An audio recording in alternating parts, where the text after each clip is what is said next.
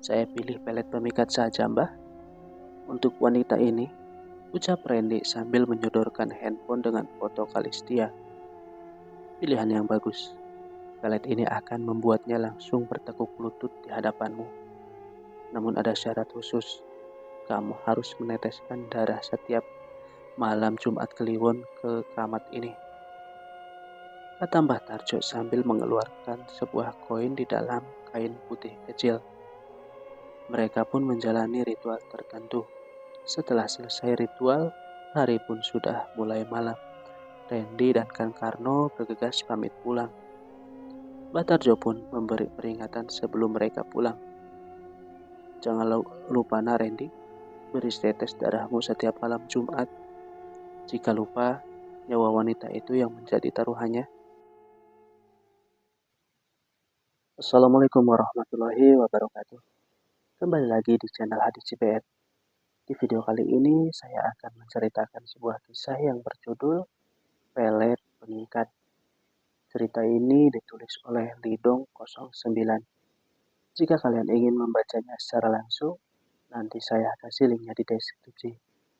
Dan buat kalian yang belum subscribe ke channel ini, mari bantu klik tombol subscribe-nya dan nyalakan lonceng notifikasinya, agar kalian tidak ketinggalan cerita terbaru dari channel ini. Dan kalau kalian suka dengan cerita yang saya bagikan, silahkan klik tombol like-nya dan bantu share video ini sebanyak-banyaknya. Agar kalian tidak penasaran, yuk langsung aja kita mulai ceritanya.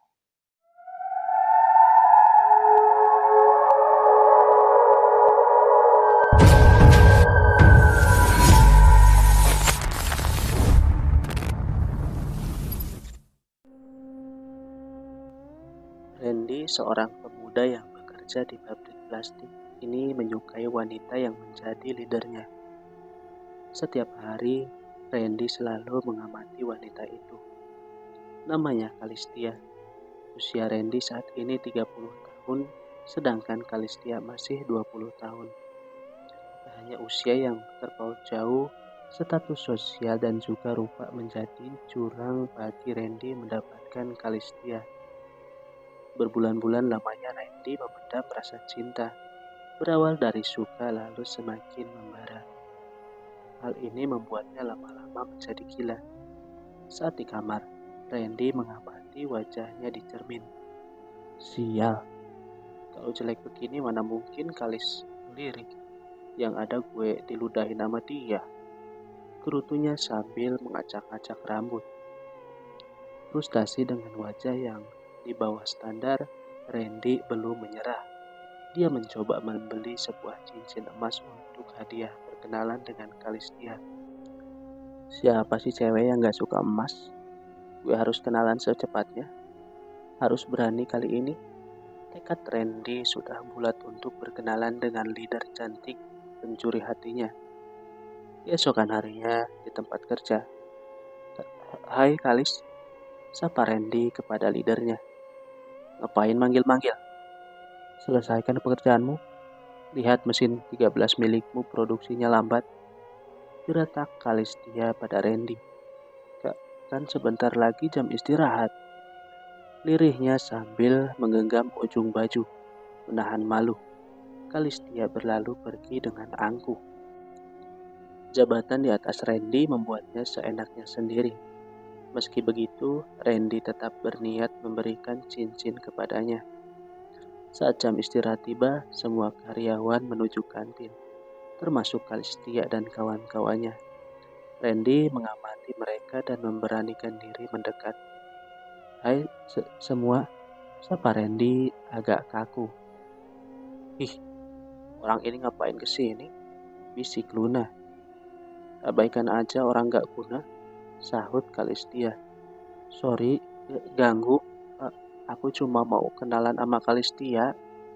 Sebagai tanda perkenalan, terimalah cincin ini dariku, kata Randy sambil mengeluarkan kotak merah berisi cincin sambil berlutut. Sontak hal itu membuat semua orang kaget. Orang-orang di kantin memperhatikan Randy dalam sekejap. Hal ini membuat Kalistia malu dan radang. Dasar gak tahu malu. Gue abaikan malah ngelunjak ya. Ngaca dong, tahu diri siapa lo siapa gue. Teriak Kalistia sambil menampik kotak cincin yang menyebabkan cincin emas itu terlempar dan jatuh di selokan. Ih, gak tahu diri banget. Muka begitu deketin leader. Dasar orang aneh. Pantas aja gak punya temen. Jomblo akut dan stres tuh gak ngaca dulu. Main kasih cincin aja. Ngajak nikah. Kalimat-kalimat pedas terucap dari mulut orang-orang yang berada di sana. Kalistia dan teman-temannya berlalu pergi meninggalkan Randy yang masih terdiam dan sangat malu. Setelah kerumunan bubar, Randy pun berdiri dan mencari cincinnya di selokan. Saat hendak mengambil, Widi menendang Randy hingga tercebur ke selokan. Sorry bro, gak sengaja. Ya kelihatan sih, soalnya baunya sama comberan. Kata Widi yang sengaja mengerjai Randy. Awas ya, gumam Randy bangkit berdiri dengan pakaian terkena air selokan yang bau. Awas apa? Takut. Ledek Widi bersama kedua kawannya. Randy hanya diam tak bisa membalas. Hari itu sangat menyebalkan dan membuat hati Randy sangat sakit. Dalam pabrik pun, dia dihujat habis-habisan oleh banyak orang. Kecuali satu orang temannya, Karno. Di, udah abaikan aja mereka. Lu kasih tahu ya, banyak jalan menuju ke Roma, bisik Karno sambil bekerja. Jalan apa, Kang? Apa semulu aku ini? Gak nyangka kalau si Kalistia sekasar itu, ucap Randy sedih saat bekerja. Nanti sepulang kerja, aku kasih tahu jalan pintasnya. Lirih Karno sambil melanjutkan pekerjaan. Jam pun berlalu dengan cepat. Setelah selesai jam bekerja, para pegawai pabrik pun keluar dan pulang. Begitu juga dengan Karno dan Randy. Karno ini cukup terkenal karena istrinya cantik. Istri Karno dahulu foto model lokal. Banyak yang tak menyangka mereka akhirnya menikah. Kang, ada apa sih? Jalan pintas apa? Tanya Randy dengan penasaran. Gini, di dunia ini ada jalan pintas buat orang-orang yang sering dipandang sebelah mata seperti kita. Kata Karno sambil memastikan jalanan sudah sepi. Alah, Kang Karno ini kan banyak kawan. Semua juga baik sama Kang Karno. Beda sama aku. Sejak masuk pabrik cuma Kang Karno aja yang mau ajak bicara. Randy tertunduk malu. Usianya 30 tahun dan minder dengan pergaulan. Hal itu membuatnya sebagai nominasi bujang lapuk. Santai, Dik. Aku tahu betul rasanya. Semua ini berubah sejak aku ke Mbah Tarjo di desa kaki Gunung Merapi. Kalau kamu mau ubah nasib, ayo ku antar ke sana. Jujur saja, aku pun udah muak lihat mereka jahat sama kamu. Seolah jadi ingat masa lalu. Jelas Karno membuat Randy terbelalak. Jadi, pergi ke dukun, Kang. Terus, jangan kencang-kencang ngomongnya. Mbah Tarjo ini bukan sembarangan dukun. Dia paranormal ahli dan hidupnya menyendiri di kaki Gunung Merapi. Kamu mau gak? Tanya Karno memastikan. Randy terdiam sejenak. Namun, bayangan umpatan hinaan bahkan penolakan Kalistia membuat hatinya mantap untuk ikut jalan Karno. Iya, Kang, aku mau. Mereka pun berjalan ke kaki Gunung Merapi tempat Mbah Tarjo tinggal. Dalam perjalanan, sempat Randy meragu, namun teringat perlakuan orang-orang terhadapnya membuat keraguan itu hilang. Karno mengajak berhenti sejenak untuk membeli sembako dan meminta Randy menyiapkan foto Kalistia dari handphone. Tentunya mudah didapat dari sosial media. Lalu mereka melanjutkan perjalanan kembali. Sesampainya di sana, Mbah Tarjo sudah berdiri di depan pintu rumah kuno dari kayu. Seakan sudah tahu jika akan kedatangan tamu. Sore Mbah Tarjo, sungkem dulu sana. Kata Karno sambil mencium tangan Mbah Tarjo dengan hormat. Sore Mbah, saya Randy. Ya, mau ubah nasib juga seperti Karno, tanya Mbah Tarjo kepada Randy. Eh, iya Mbah, maaf Mbah, sudah kesini sore ini? Tak apa, masuk aja sini. Mau seperti Karno atau mau hal lain? Kata Mbah Tarjo tanpa basa-basi. Mbah, kalau seperti Kang Karno itu apa ya? Kalau yang lain itu seperti apa? Begini, seperti Karno yang ambil adalah pengasihan. Semua orang akan simpati kepadanya, terutama orang yang dia sukai. Hal itu akan berefek kepada seluruh orang di sekelilingnya. Sedangkan hal lain yang lebih hebat adalah pelet pengikat. Jika kamu mempunyai seorang yang disukai, bisa memakai ini. Selain pengasihan, pelet pengikat juga terkhusus untuk menaklukkan orang yang angkuh kepadamu. Jelas Mbah Tarjo. Tanpa pikir panjang, Randy memilih pelet pengikat yang belum dia ketahui syarat dan efeknya. Saya pilih pelet pengikat saja, Mbah. Untuk wanita ini, ucap Randy sambil menyodorkan handphone dengan foto Kalistia. Pilihan yang bagus. Pelet ini akan membuatnya langsung bertekuk lutut di hadapanmu. Namun ada syarat khusus. Kamu harus meneteskan darah setiap malam Jumat Kliwon ke keramat ini. Kata Mbah Tarjo sambil mengeluarkan sebuah koin di dalam kain putih kecil. Mereka pun menjalani ritual tertentu. Setelah selesai ritual, hari pun sudah mulai malam. Randy dan Kang Karno bergegas pamit pulang. Mbah Tarjo pun memberi peringatan sebelum mereka pulang. Jangan lupa Randy, beri tetes darahmu setiap malam Jumat. Jika lupa, nyawa wanita itu yang menjadi taruhannya. Randy pun mengangguk paham. Randy dan Karno pun pulang. Sepanjang perjalanan, hanya bayangan kebahagiaan di benak Randy. Mendapatkan wanita pujaannya adalah hal yang paling dia inginkan di usia 30 ini. Sesampainya di persimpangan, Randy berpamit dengan Karno.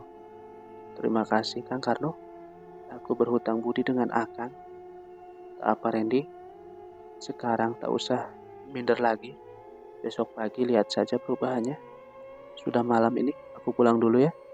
Sampai jumpa di pabrik besok. Karno pun pulang dengan melambai tangan ke Randy. Setelah itu Randy juga pulang. Mandi lalu tidur. Tak sabar menanti esok hari. Esokan harinya, sesampainya di pabrik, Randy langsung masuk ke ruangan karyawan bekerja seperti biasa. Tak diduga, Kalistia menghampiri Randy. Lelaki kurus dan berwajah cupu itu terkejut. Randy, gue mau minta maaf ya soal kemarin. Ini gue bawain makan siang buat nanti, kata Kalistia mendekati Randy yang sudah duduk di dekat mesin.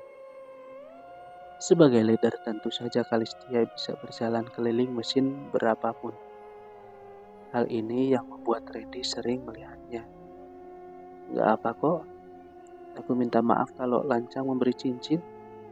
Kamu gak suka ya? Tanya Randy masih canggung. Aku suka kok. Maaf kemarin aku cuma gugup karena kamu tiba-tiba kasih cincin. Kalis, ngapain deket-deket si cupu comberan ini? Celetuk lunak sambil merangkul tangan Kalistia. Jangan bilang gitu sama Randy. Aku baru aja minta maaf soal kemarin, kata Kalistia membuat Luna bingung. Bro, sorry ya kemarin gak sengaja bikin nyemplung ke selokan. Ini gue bawain rokok sama kaos polo buat ganti rugi kemarin, kata Widi menghampiri Randy. Oh, gak usah repot-repot. Thanks ya Widi, jawab Randy meraih pemberian Widi. Ih, kalian berdua ngapain sih jadi aneh gini? Dah gue mau kerja. Luna sebal melihat Widi dan Kalistia yang berubah drastis. Beberapa hari kemudian, semua orang di pabrik menjadi bersikap baik kepada Randy. Terlebih Kalistia yang selalu nempel dengan Randy, bahkan memakai cincin yang diberikan tempo lalu. Luna semakin lama semakin curiga. Entah mengapa, hanya Luna yang tak mempan dengan hal gaib milik Randy dan Karno. Waktu berlalu dengan cepat. Setiap malam Jumat, Randy tak pernah absen memberi darah setetes pada koin goib yang Mbah Tarno berikan. Hingga akhirnya Randy akan mempersunting Kalistia. Orang tua Kalistia menentang karena wajah Randy yang jauh dari tampan serta kondisi ekonomi mereka berbeda. Namun Kalistia bersikeras menikah dengan Randy. Mereka pun melakukan akad tanpa persetujuan dari kedua orang tua Kalistia. Setelah menikah, Kalistia hidup bersama Randy di rumah kontrakan sederhana. Mereka hidup bahagia seakan tak ada masalah apapun sampai suatu ketika Randy melupakan kewajibannya meneteskan darah di koin keramat. Malam Jumat pertama kali Randy lupa. Sikap Kalistia mulai berubah. Saat di kerjaan, Kalistia banyak melamun dan seperti orang bingung. Luna yang pertama kali menyadarinya. Kalis, lo ngapain sih? Jadi bengong gitu? Nyesel ya nikah sama Randy? Gue curiga jangan-jangan lo dipelet ya? Kata Luna panjang kali lebar, tak didengar oleh Kalistia. Aku haus, jawab Kalistia yang berdiri, lalu ke tempat istirahat mengambil minum. Luna makin geleng-geleng kepala karena sikap Kalistia yang aneh. Sedangkan Randy tak menyadari hal itu. Seminggu pun berlalu cepat. Lagi-lagi, karena silau dengan kebahagiaan bersama Kalistia, Randy lupa memberi darahnya ke koin keramat untuk kedua kalinya. Kali ini Kalistia mulai menjadi kasar dengan Randy. Aku berangkat sendiri aja. Halo sayang, kita kan shift bareng. Udah biasa naik motor boncengan juga. Ada apa? Tanya Randy kepada istrinya. Enak lihat mukamu, jawab Kalistia dengan sadis membuat hati Randy sakit. Randy pun teringat dia kelupaan memberi darah ke koin keramat. Saat Randy mencari koin itu di kotak, ternyata tak ada. Koinnya hilang. Randy bergegas berangkat kerja ke pabrik menyusul istrinya. Sesampainya di pabrik, Randy mencari Kang Karno. Namun justru berita lelayu yang dia dapatkan. Kasihan ya, Mas Karno dan istrinya meninggal dibegal orang. Zaman sekarang banyak orang jahat, ucap seorang pegawai melihat papan pengumuman. Randy pun gemetar ketakutan. Dia tak menyangka Karno akan pergi secepat itu. Randy pun berusaha bekerja dengan fokus. Meski dia masih kalut memikirkan koin Kalistia juga kematian Karno. Luna, lo ngerasa gue aneh gak sih? Gue kok bisa ya nikah sama si comberan itu? Tanya Kalistia saat istirahat. Nah, welcome Kalis. Kemana aja lo? Kemarin-kemarin aneh banget. Tiba-tiba mau apa si comberan? Gue sempat ngira lo di jampi-jampi loh. Sepertinya sih iya, jawab Luna. Hal itu membuat Kalistia semakin bingung dan pusing. Bentar, gue samperin aja si Randy. Mau cari cerai aja gue lah, ucap Kalistia kepada sahabatnya.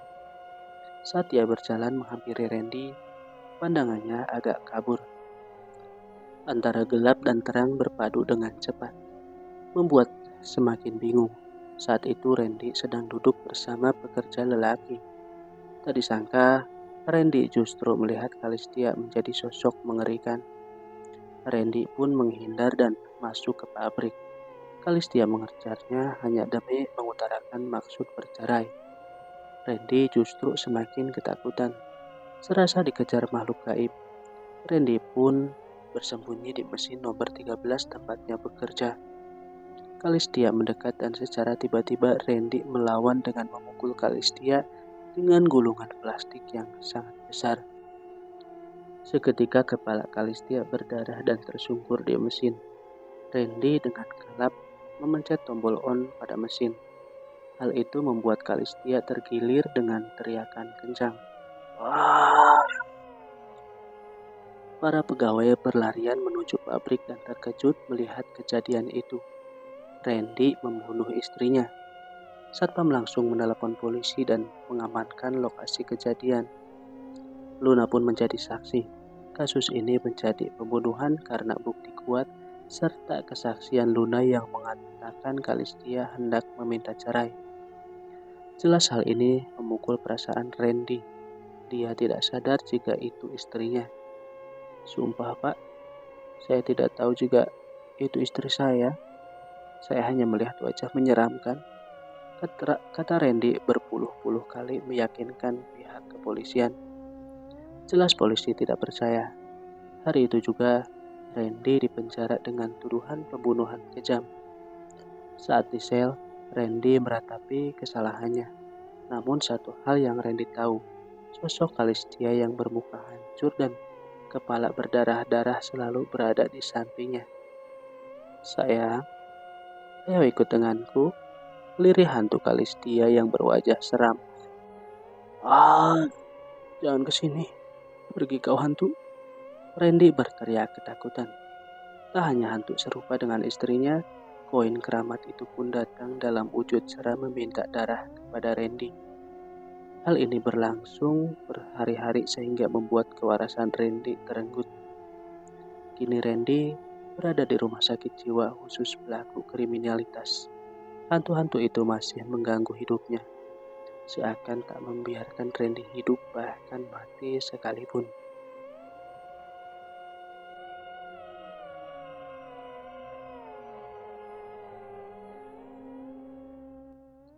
Gimana teman-teman? Untuk cerita kali ini, silahkan kalian tanggapi di kolom komentar ya. Saya Hadi pamit undur diri. Mohon maaf bila ada salah-salah kata. Wassalamualaikum warahmatullahi wabarakatuh.